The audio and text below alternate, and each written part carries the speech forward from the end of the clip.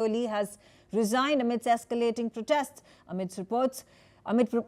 According to reports, President of Nepal, Podil, has begun the process to appoint a new leader. Demonstrators have torched the homes of President Ramchandra Podil and Prime Minister Oli, amongst other union ministers of Nepal. This comes as the Finance Minister Bishnu Prasad Podil has been attacked, and the Supreme Court and the Attorney General's office have also been vandalized. The country's parliament has been burnt down as well. Meanwhile, the government officials are being evacuated by helicopters from the Bhai Sepati ministerial quarters to Tribhuvan International Airport located in Kathmandu. Protesters are using social media to disrupt air traffic with fireworks, drones and laser lights, causing delays. In response to the escalating violence, embassies of Australia, France, Japan, Korea, United Kingdom, Norway, Germany and United States of America have issued a joint statement on the Nepal protests. They extended their condolences to the families of the victims and all those affected, wishing a swift and full recovery to the injured. The statement also reaffirmed strong support for the universal rights of peaceful assembly and freedom of expression, urging all parties to exercise maximum restraint, avoid further escalation, and ensure that these fundamental rights are protected. I have with me Ambassador Mahesh Sachdev. He is a former Indian ambassador.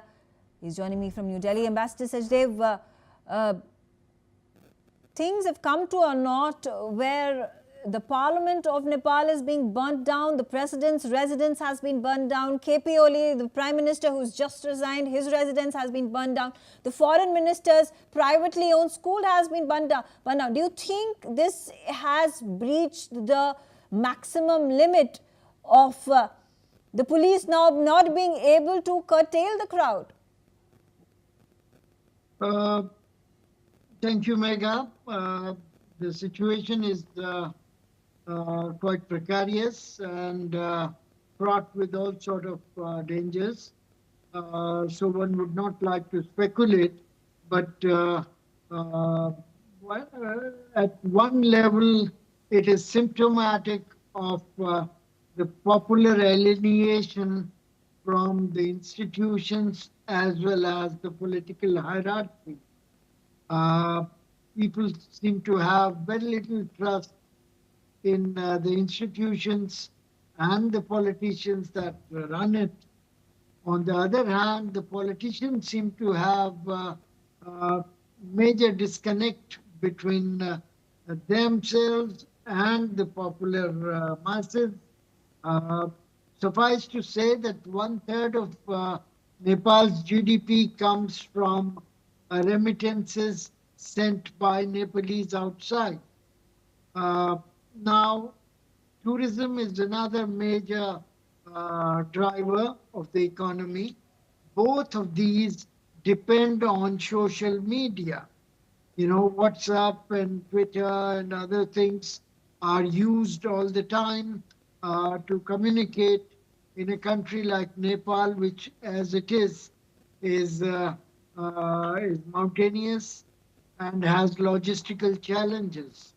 Right. Now, for politicians to suddenly decide that they need to regulate this powerful and lucrative media on which livelihood of so many people depend. Yeah, but the ban of the social media platforms in Nepal was a trigger. There has been outrage that has been simmering amongst the locals, especially the youth, that has transcended into this massive chaos, huge protests that have now turned violent. And is it any surprise that KP Oli, the former president of Nepal, has I think perhaps, as we are getting information as per reports that are floating, is likely to flee to Dubai. So are his other ministers in the cabinet who are likely to flee Nepal at this point of time. What do you think is going to happen in the coming days? Well, as I began, it'll be unwise to speculate as to where is who heading. But what one can safely surmise is that Nepal is in for a difficult time, and the institutions rebuilding would take pretty long. Now, the only institutions that perhaps could serve the country at this stage is armed forces. Nepal has a proud tradition of being a warrior country. Gurkhas have served in a number of countries, including India, Britain, and elsewhere.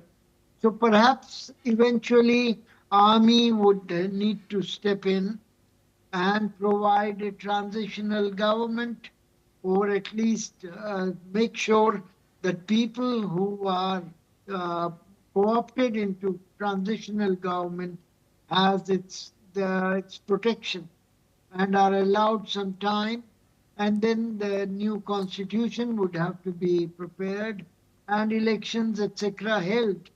Now, Nepal also has a very important geostrategic situation where it lies between India and China. And China and India have recently started to mend their relations afresh after Galwan. And Nepal is a flashpoint potentially between the two countries, where the two countries compete for for Right. influence Also, in we're Nepal. getting information, there is a number of Indian nationals who reside in Nepal. There has been an advisory that has been issued by the Ministry of External Affairs. There are numbers that have also been shared that in case of emergency, people can contact these numbers, they can approach the embassy, they can approach the consulates. And could there be at this point of time any possibility, because direct flights between private flights between India and Kathmandu have been halted for the time being, but could there be a possibility in the coming hours, perhaps even, that there could be evacuations, airlifts that the government will have to do?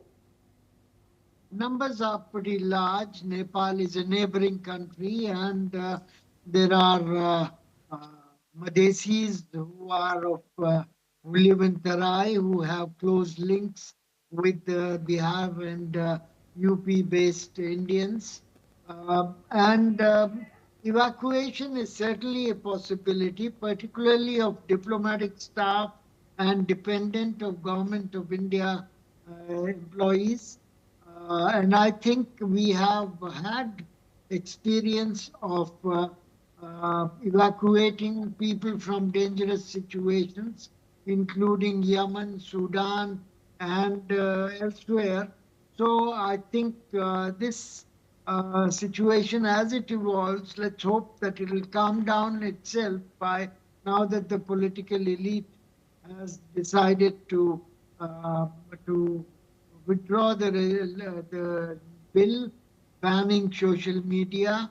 Uh, it should lead to calming of the situation, and much would happen in 6 o'clock meeting that President has called to discuss the follow-up of the situation. So let's hope that things would calm down. But yes, Right.